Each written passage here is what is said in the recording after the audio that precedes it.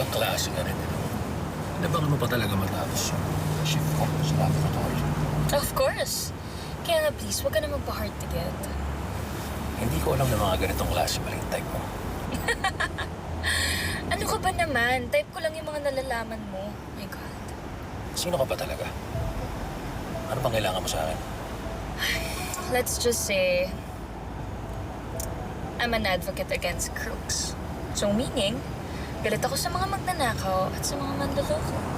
So tell me, anong nalalaman mo sa mga sekreto ni Bella? At sa mga baho na tinatago niya? Wala akong alam sa sinasabi mo. Talaga lang? So how does 100,000 sound to you? Kapalit ng mga nalalaman mo.